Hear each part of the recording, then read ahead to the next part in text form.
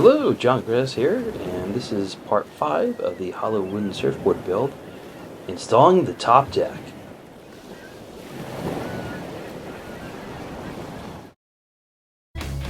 Here I'm installing some pieces of wood, little pieces of cedar, onto the frame to make a little bit more gluing surface for the top deck to mount onto.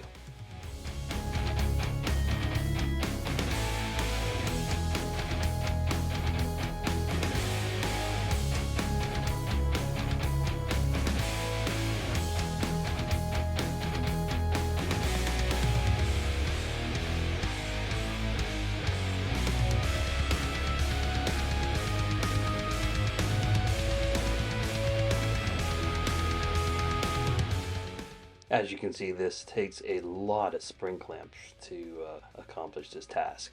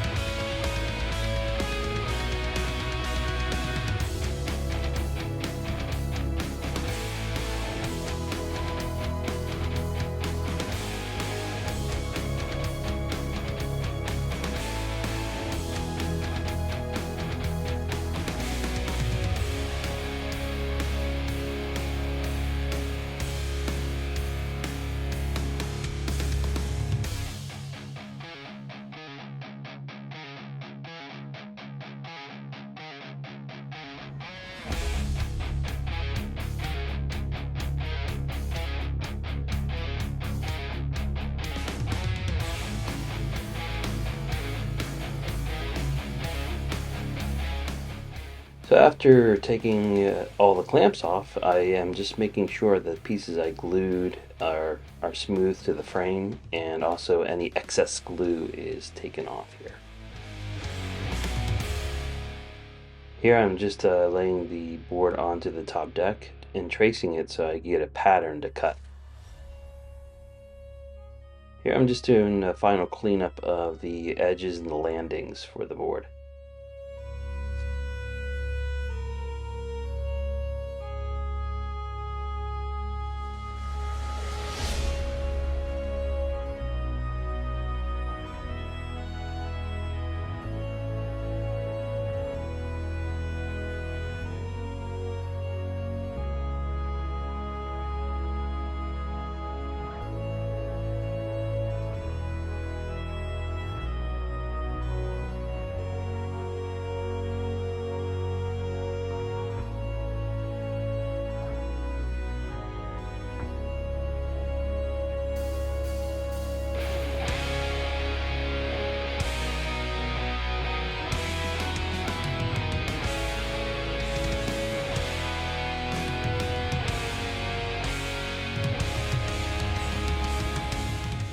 Okay, now I'm just going to cut the top deck to the shape of the board.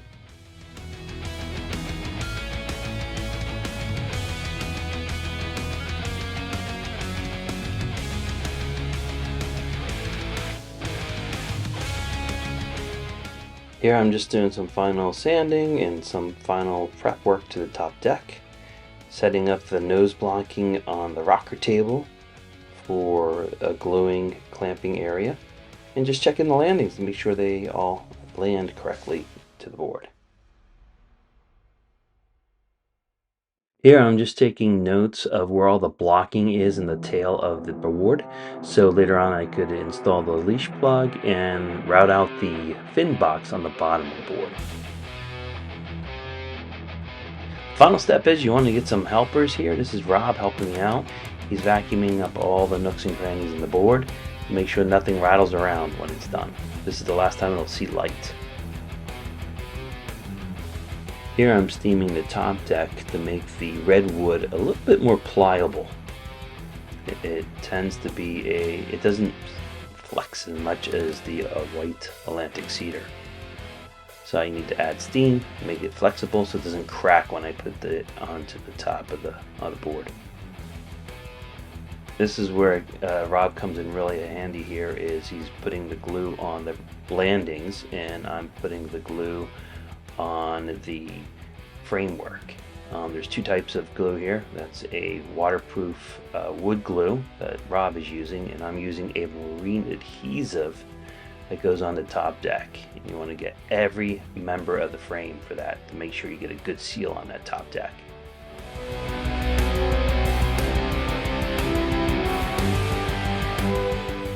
Zack's applying some more steam to the top deck. Make sure that red cedar is really pliable. Just making sure right before you get ready to put the deck on, it's nice and pliable.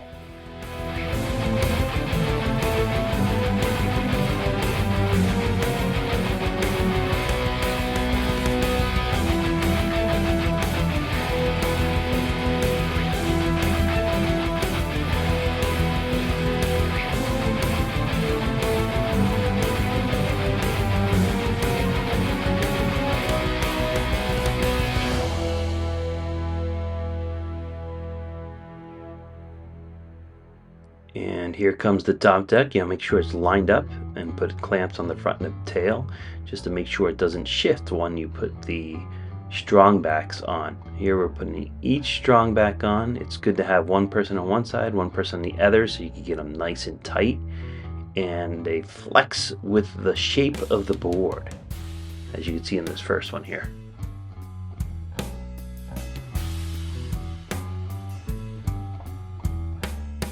So you'll notice that Zack is putting some spring clamps in between the strong backs. That's so to make sure that the top deck is touching the landings completely and there's no gaps.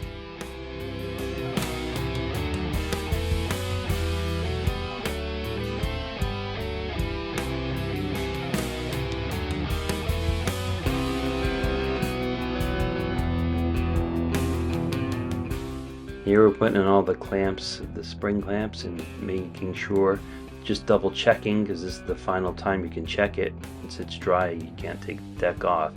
And make sure that the top deck is touching the side rails completely.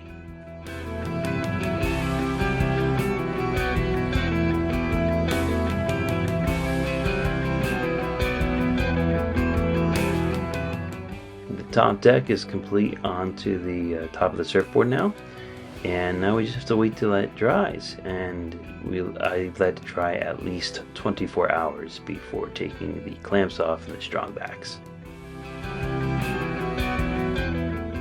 Thanks again for watching, and I hope you tune into part 6 when I start shaping the board.